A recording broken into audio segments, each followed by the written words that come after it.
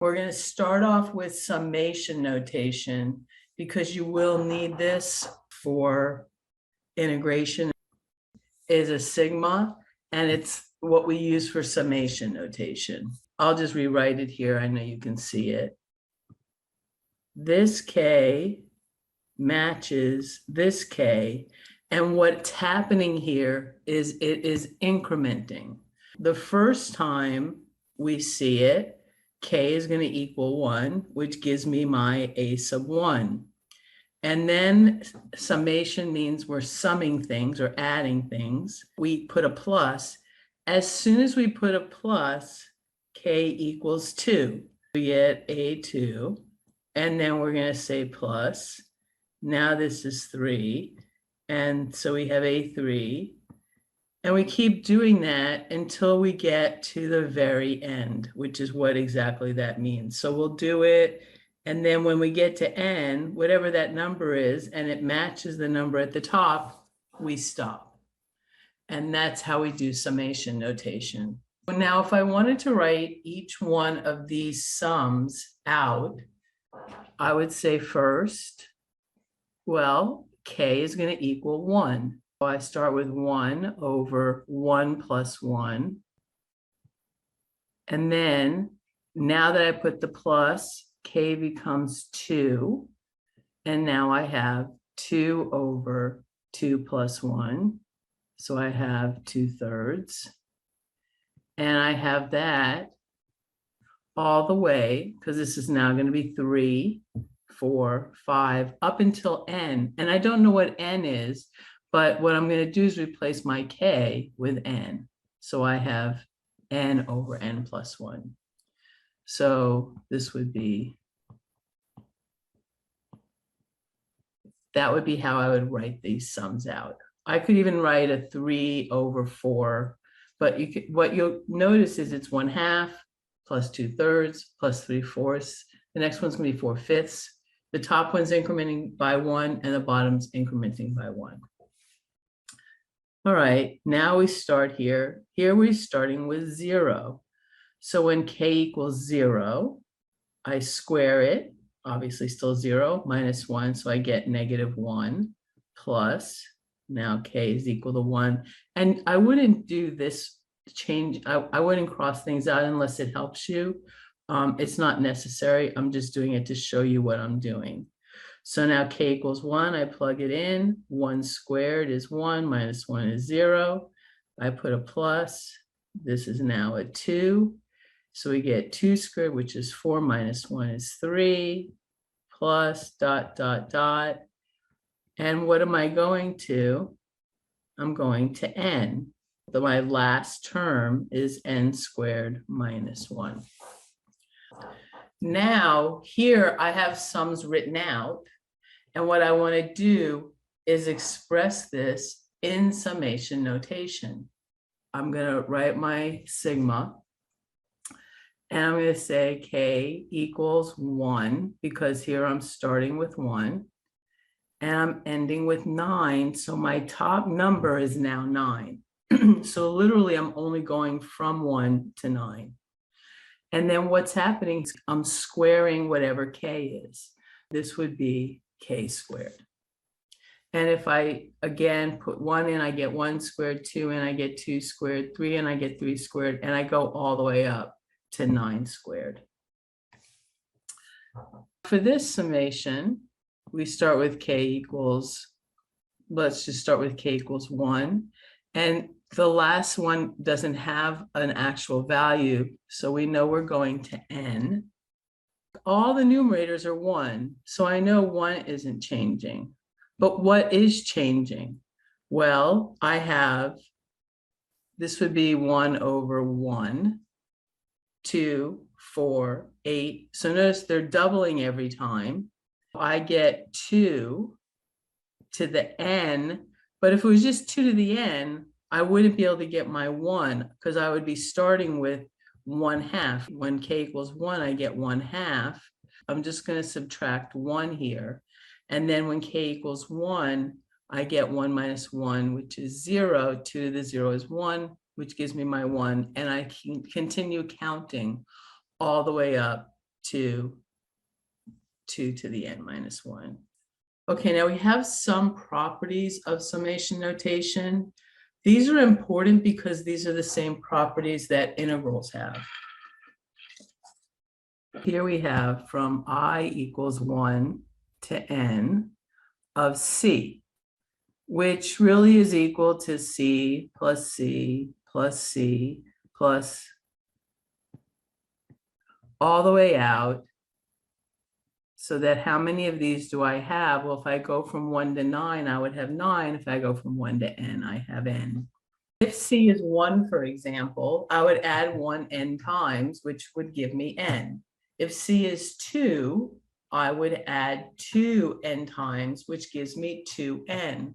We can see that we're adding this, whatever this is a constant, it's not changing. We're adding it together n times, and that's actually what multiplication is. It's c times n.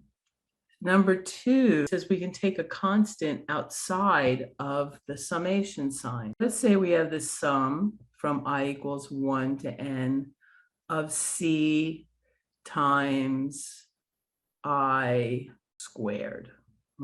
So, okay, we have the first one is I equals 1, so we have just c plus I equals 2.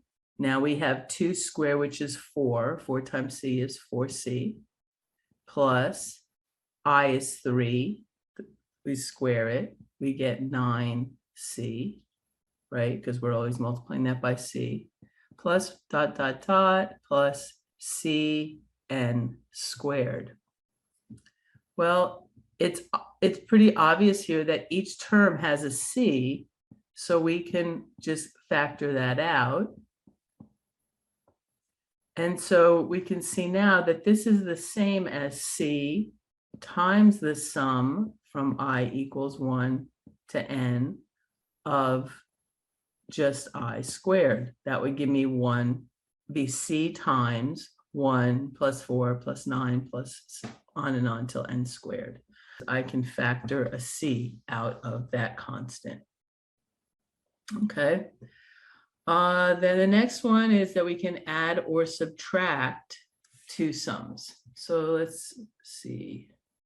Let's have the sum from I equals 1 to n of 3i plus 2. We can see here that we get, when I is 1, we get 3 plus 2. When I is 2, I get 6 plus 2. When I is 3, I get 9 plus 2, and so on until I get to n, where I get 3n plus 2. I get 3 plus 6 plus 9 plus dot, dot, dot, plus 3 times n plus 2. And now I'm gathering together all my 2's. So I have 2 plus 2 plus 2 plus 2 n times, right? I have n of these. This is really the same as the sum from I equals 1 to n of 3i, which is my first one. And that takes care of the first set. And then plus the sum from I equals 1 to n of 2. If I add or subtract them, I can separate them as long as they go from the same place to the same place. I can separate them into two separate summations.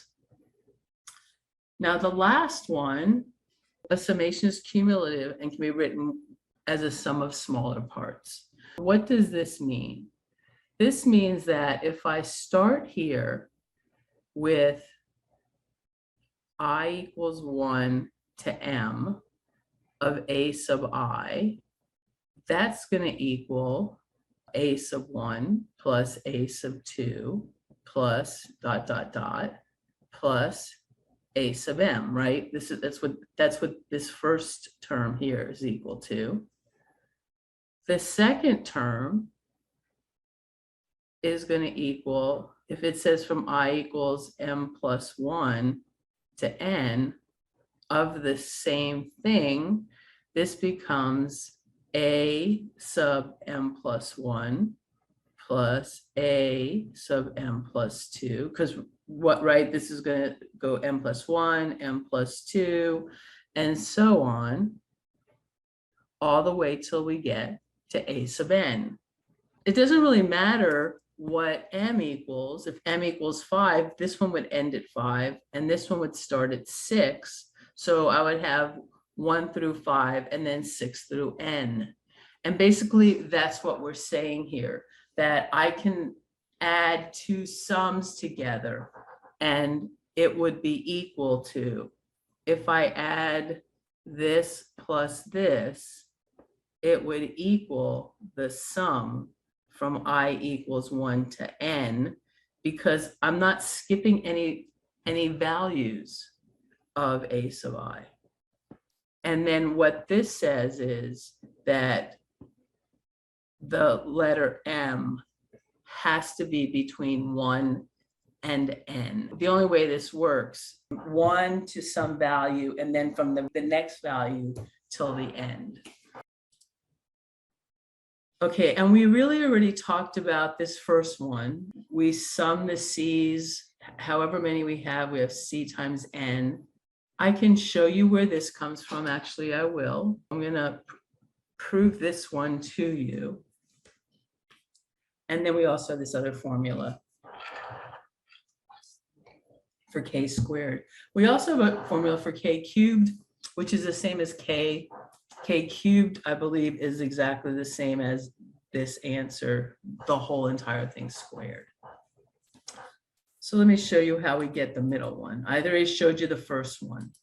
If I want to sum from k equals 1 to n of k, well, we know that's equal to 1 plus 2 plus 3 plus dot dot dot all the way out to n, right? Because I'm just going to replace k all the way until I get to n. And I want to show that it equals n times n plus 1 over 2. Well, let's see what we can do. Let's say we call the sum, which is what I'm doing here, summing this, 1 plus 2 plus 3 plus dot dot dot plus, let's say n minus 2 plus n minus 1 plus n, right? So I'm going out to whatever value n is. Let's say n is 10. So this would be 8, 9, 10. Okay. And then I'm going to do the exact same thing, only I'm going to do it in reverse. So this is n plus n minus 1 plus n minus 2 plus dot dot dot plus 3 plus 2 plus 1. Okay, so they're exactly the same. I just reversed it. And now what I'm going to do is I'm going to add these two together. And what happens when I add them together? Well, I get 2 times s sub n equals, and now what I'm doing is I'm adding n, 1 plus n, 2 plus n minus 1, 3 plus n minus 2, all the way out to the end. Okay, so let's see what happens when I do that. I get n plus 1 plus, well, 2 plus n minus 1 is also n plus 1 plus 3 plus n minus 2 is also n plus 1. And then we have a bunch in the middle. And then n minus 2 plus 3 is also n plus 1, n plus 1, and finally n plus 1. Okay. How many n plus 1s do I have? How many of these do I have? I have n of them. So I can say that 2 times the sum of all the n's is equal to n times n plus 1. And then I can divide both sides by 2, and I get S of n is equal to n times n plus 1 over 2, which is that formula that we were given here, n times n plus 1 over 2. The easiest way to remember this is if I were to rewrite it as this, maybe it would be easier to remember. But it's basically the average. This is really the average of the first and the last term. I take the first term as 1 and the last term as n. I divide it by 2 and I get the average times n, because that's how many of those I have. Okay. And this formula will work if no matter where I start, no matter where I end, the only thing that would change. So if I want to write this more generically, well, we still have a certain number of them. This is really the number of values that I have.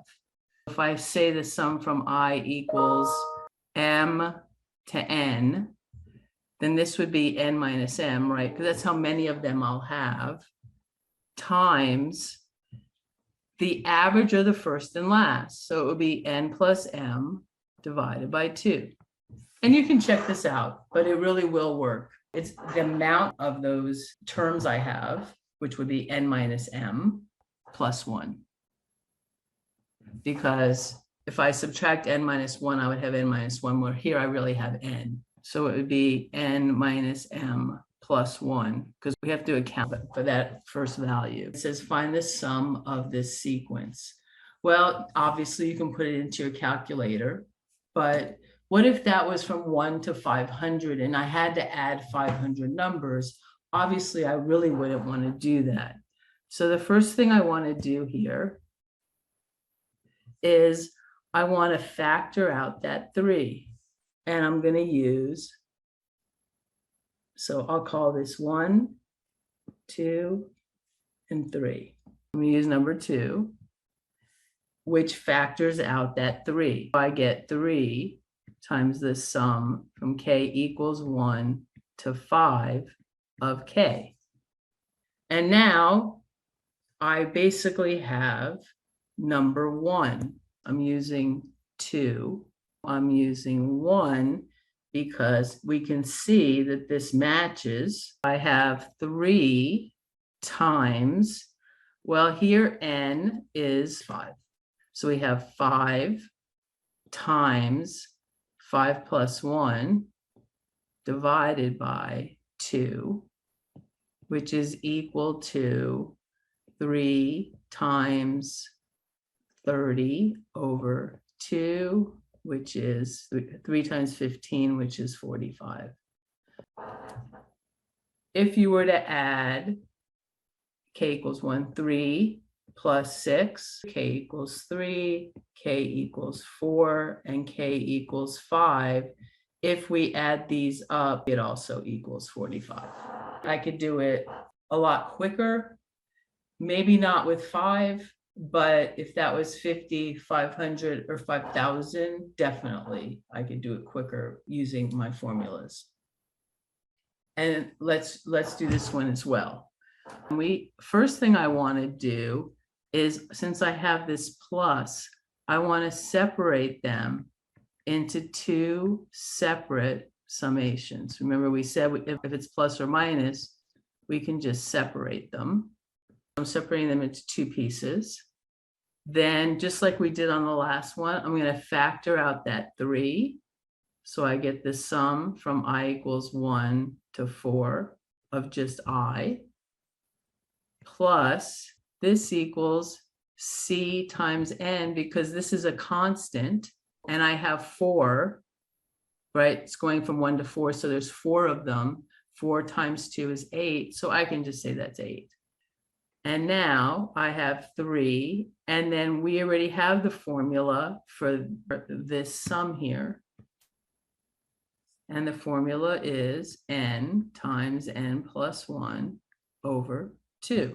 We end up with n is 4, so we have 4 times 5 divided by 2 plus 8, which is equal to 20 divided by 2 is 10, 38. And that should equal the same thing as if I were to do it one by one. So when I plug in 1, I get 5, plus when I plug in 2, I get 8, plus when I plug in 3, I get 11, and when I plug in 4, I get 14. And if I add these all up, let's see, that's easy, 13, 24, 38. This is a much quicker way to add up the sum of quite a bit of numbers.